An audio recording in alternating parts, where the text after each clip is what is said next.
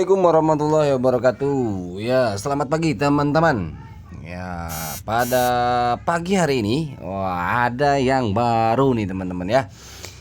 Ada yang baru, saya ketika buka file ya dashboard ada pergantian daripada gambar ya.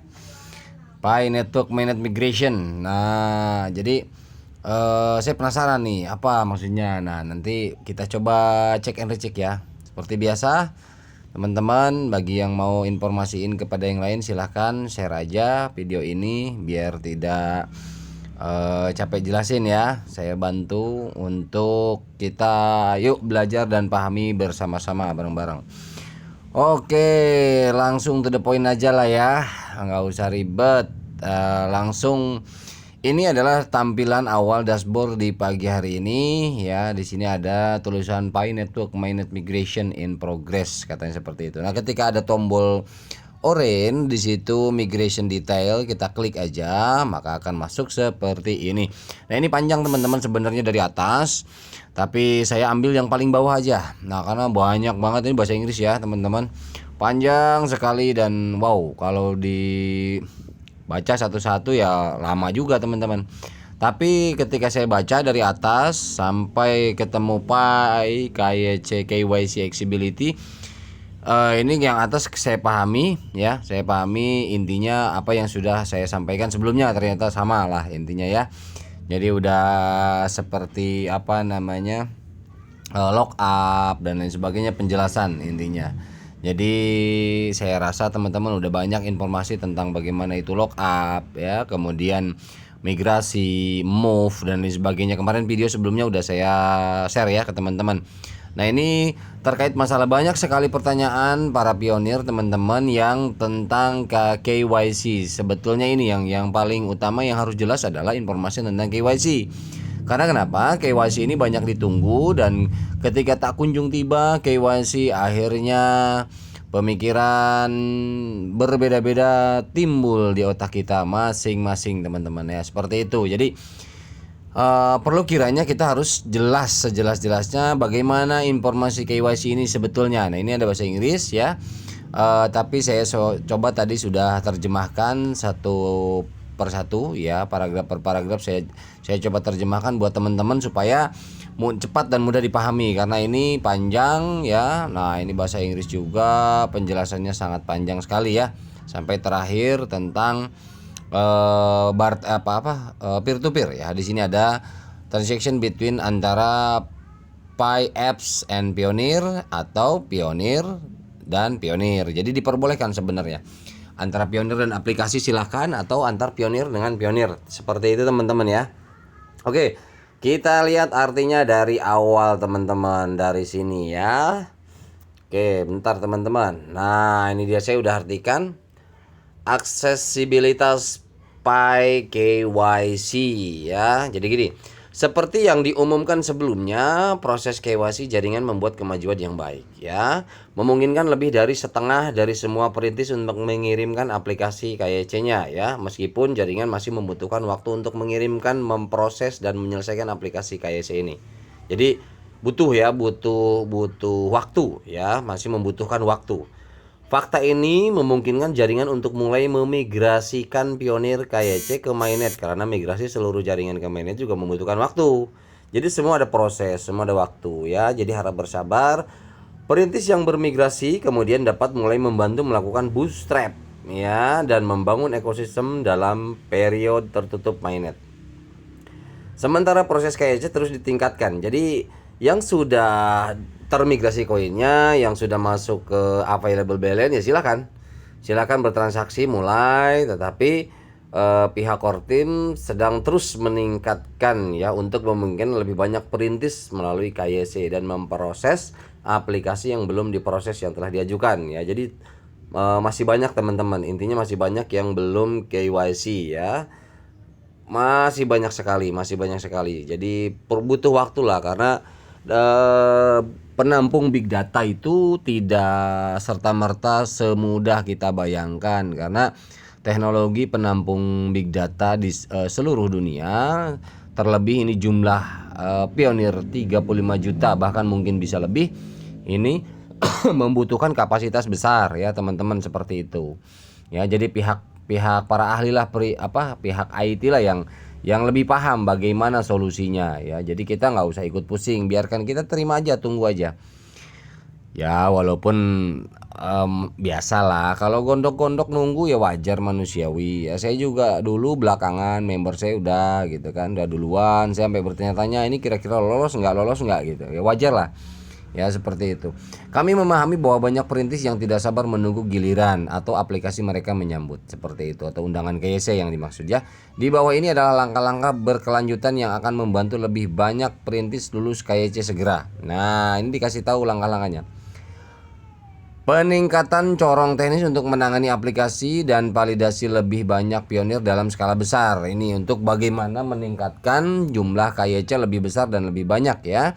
Kekuatan validasi manusia untuk terus tumbuh dan membootstrap lebih banyak negara dan wilayah ya.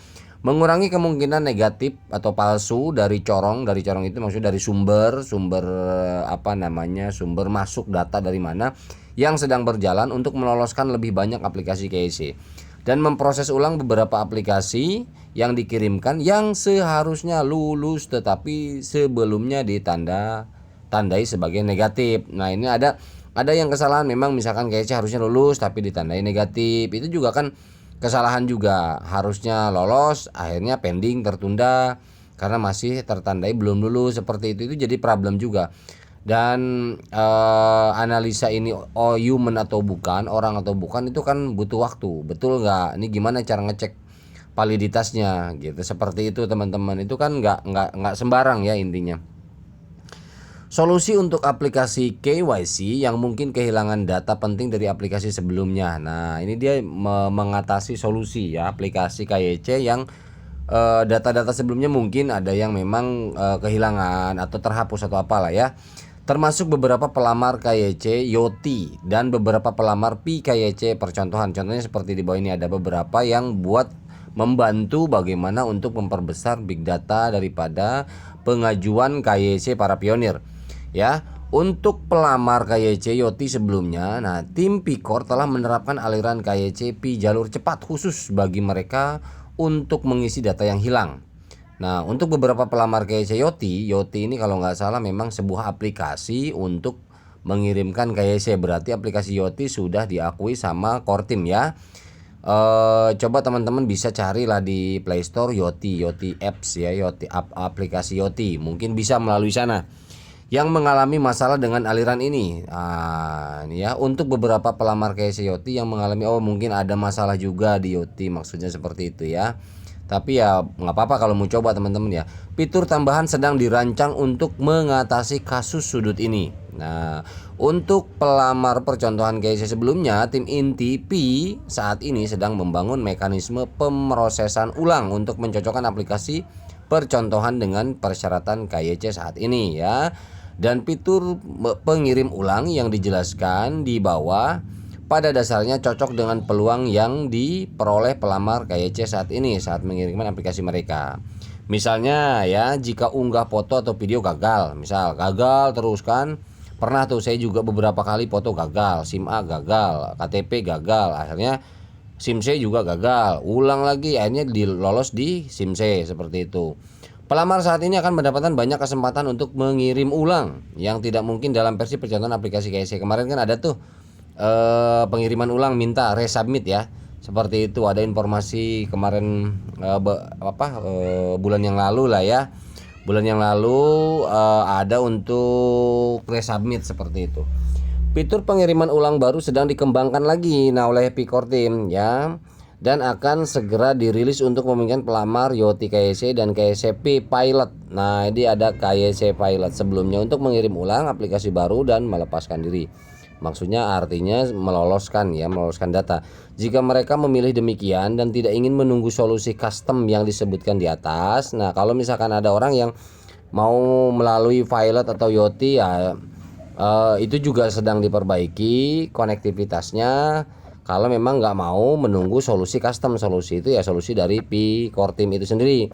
Karena solusi KYCP yang ditingkatkan saat ini berpotensi dapat memproses aplikasi baru dalam waktu singkat. Ya mudah-mudahan teman-teman ya, apapun itu caranya, teman-teman semua bisa segera diloloskan lah. Saya berdoa, saya berharap mudah-mudahan seluruh warga Indonesia khususnya segera diloloskan KYC biar tidak banyak bertanya-tanya dan kita tenang semua, tinggal menunggu bagaimana proses selanjutnya barter dan open network total ya. Sebuah proses untuk mendukung perintis dengan banding nama yang kompleks. Nah, ini nama juga problem sih. Sebenarnya di awal kan tidak ada edukasi ya kepada teman-teman bahwa untuk mempermudah mempercepat KYC itu nama harusnya nama asli sesuai KTP, jangan asal. Banyak kan orang kita belum apa-apa udah negatif. Wah, ntar nama sesuai KTP bahaya segala macam, udah suzon duluan. Ya udah skeptis duluan. Nama takut inilah takut itulah, ada apa dengan nama, kan nggak masalah. Nama sesuai KTP nggak masalah, nama lengkap. Nama awal, nama akhir ya sudah. Kan tidak mudah juga membobol data pribadi kita hanya dengan nama lengkap kan gitu. Nah, ini juga banyak teman-teman yang lain gitu loh, makanya panjang lah untuk masalah itu, lain waktu ya untuk masalah beda bahasan ya untuk itu, untuk masalah pemahaman di pemberian data kepada sebuah aplikasi ya. Nanti suatu saat akan saya bahas. Yang menciptakan komplikasi dalam memproses mereka. Nah, ini menyebabkan komplikasi kalau namanya beda. Harusnya Muhammad Firdaus misalkan seperti itu.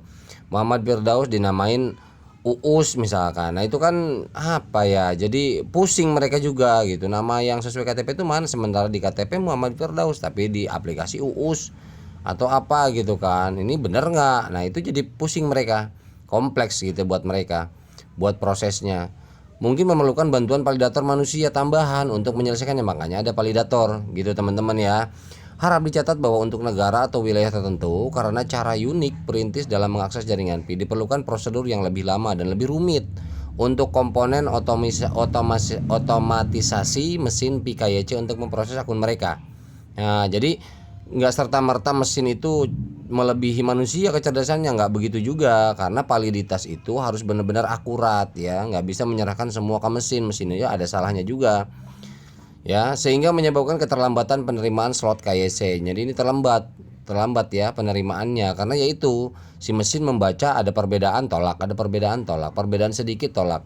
Akurasi mereka bahkan lebih hati-hati, jadi nggak asal. Beda dengan ketika validator, oh ya benar ini KTP Indonesia udah cukup selesai ACC gitu kan. Kalau mesin nggak mutlak dia seperti itu. Oleh karena itu ada kemungkinan bahwa negara atau wilayah ini memiliki orientasi KYC yang lebih lambat daripada wilayah lain ya. Negara mana yang lambat gitu kan. Karena memang ya jujur aja intinya kan pemain-pemain Pi Network ini banyak yang baru juga, yang belum tahu prosedur bagaimana itu KYC, bagaimana itu data sebetulnya, fungsionalnya, manfaatnya, keamanannya dan lain sebagainya. Itu belum pernah pengalaman ada di situ melakukan hal itu, jadi akhirnya asal-asalan ikut aplikasi ini juga. Mungkin Pi Network baru pertama kali asal-asalan, akhirnya ngisi asal aja gitu loh teman-teman ya. Nah, itu jadi kendala juga akhirnya. Nah, karena tidak paham di situ, kita asal-asalan, akhirnya apa? Berprasangkalah, wah ini nggak bakalan ada KYC, wah ini begini segala macam, punya aku belum KYC, seperti itu, belum ada undangan bagaimana. Nah, seperti itu ya. Jadi tidak serta-merta semuanya ada kesalahan di pihak core team atau pihak developer sebuah aplikasi, tapi kita juga harus bercermin dan cek evaluasi betul tidak data yang dipinta, karena data itu udah tentu aman lah, mereka menjamin keamanannya, nggak usah khawatir. Nah, kitanya ini yang terlalu banyak ketakutan gitu kan. Di antaranya itu teman-teman ya, secara keseluruhan untuk perintis yang masih menunggu kesempatan untuk mengajukan KYC, harap bersabar karena jaringan terus meningkatkan solusi KYC dan menyelesaikan kasus sudut yang berlaku untuk Anda ya. Nah, ini penting periode jaringan tertutup mainnet. Nah, pentingnya bagaimana dinyatakan dalam buku putih Desember kemarin ya, yang kemarin itu loh. Periode jaringan tertutup saat ini dirancang khusus untuk memungkinkan waktu ekosistem Pi untuk bertransisi ke blockchain mainnet. Nah, ini kita saat ini adalah transisi masuk ke blockchain mainnet. Sementara ya jutaan perintis lulus KYC ya, dan aplikasi serta utilitas baru dibangun oleh pengembang komunitas. Nah, sementara ini kan transisi ya, namanya transisi ya, intinya kayak pintu kecil yang masuk banyak orang ngejejal lah ya, intinya seperti itu. Oh, konsisten dengan visi jaringan Pi untuk mengaktifkan ekosistem berbasis utilitas. Ya, kita tahu utilitas kita adalah diantaranya marketplace dan lain sebagainya. Untuk apa? Untuk memperkuat dan memperkokoh jaringan Pi ya, pemanfaatan dan penggunaan realitas Pi. Nah, ini periode terlampir juga memungkinkan aplikasi untuk diterapkan di mainnet dan membuka utilitas untuk pionir. Ya, aplikasi Pi akan dapat beralih dari testnet ke mainnet. Ya, ini kemarin testnet ke mainnet, oke lah. Ke mode produksi untuk Pi sebenarnya aplikasi yang dirilis selama periode ini akan mencakup aplikasi yang dibuat oleh pengembang komunitas dan tim inti. Ya, tetap intinya akan dikembangkan oleh tim inti. Selain itu, program keterlambatan pengembangan yang baru dan lebih baik seperti hackathon dan program pengembangan lainnya akan dirilis untuk memobilisasi dan mendorong lebih banyak pengembangan komunitas. Intinya akan terus mendorong KYC sebanyak mungkin, sesegera mungkin, dan secepat mungkin. Core team pun sama, semua ingin segera ya. Perintis yang melakukan KYC dan bermigrasi akan dapat menggunakan Pi mereka pada aplikasi Pi. Ya, meningkatkan pembuatan utilitas dan membootstrap ekosistem Pi sebelum jaringan terbuka. Nah, ini jaringan terbuka itu maksudnya open mainnet global nanti. Nah, ini yang ditunggu-tunggu, yang utama adalah ini. Beberapa aplikasi Pi semacam ini akan segera tersedia ya untuk perintis setelah periode tertunda pasca migrasi.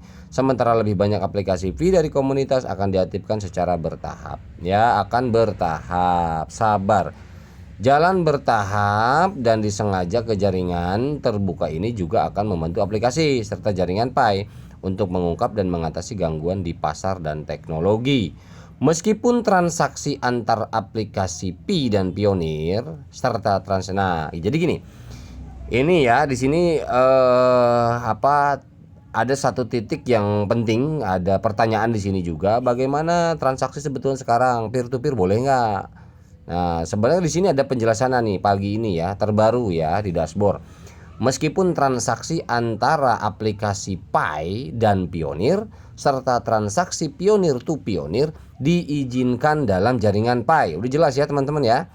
Jadi Pionir to Pionir monggo, silakan, nggak usah ragu, nggak usah bertanya-tanya. Waduh, takut ntar gimana. Enggak. Di sini sudah ada izin. Pionir to Pionir diizinkan ya.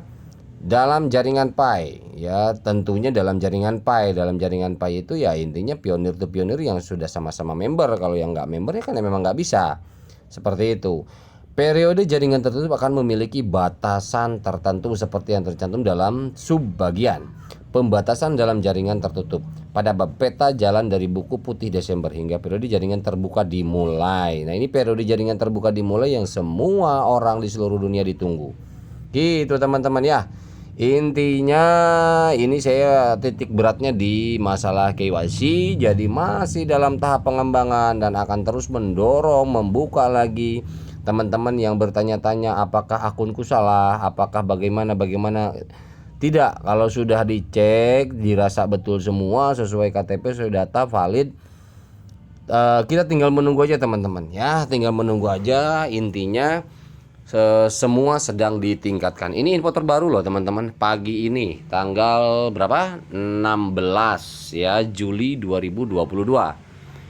Oke teman-teman, dirasa informasi terbaru per pagi ini yang saya dapat dari dashboard Pi Network ya, seperti itu. Mudah-mudahan bermanfaat dan bisa dipahami untuk semuanya agar tidak terjadi rush atau rusuh atau apapun itu ya, atau negative thinking ya. Kita harus ya, saya bacakan tadi teman-teman, mungkin ada yang malas baca, jadi saya bacakan, teman-teman cukup dengar ya, mudah-mudahan bisa dipahami. Nah, saya juga kalau pelan-pelan kelamaan gitu loh, makanya saya agak cepat bacanya.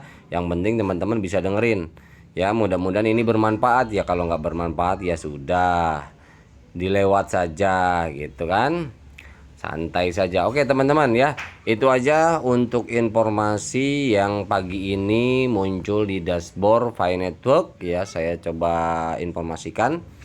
Dan next video ada tentang apa itu meeting daripada orang-orang apa namanya ya, orang-orang inilah, orang-orang top lah, orang-orang atas lah ya, perwakilan dari tiap negara untuk meeting bagaimana itu langkah Pi Network ke depan, marketnya seperti apa dan lain sebagainya. Itu nanti saya coba next video saya akan coba bahas, menarik juga. Hanya untuk tambahan informasi aja buat teman-teman ya, bukan buat apa-apa. Tambah informasi, jangan salah paham loh. Tambah informasi, info ya sekedar info ya, kita yang menyaring gitu ya.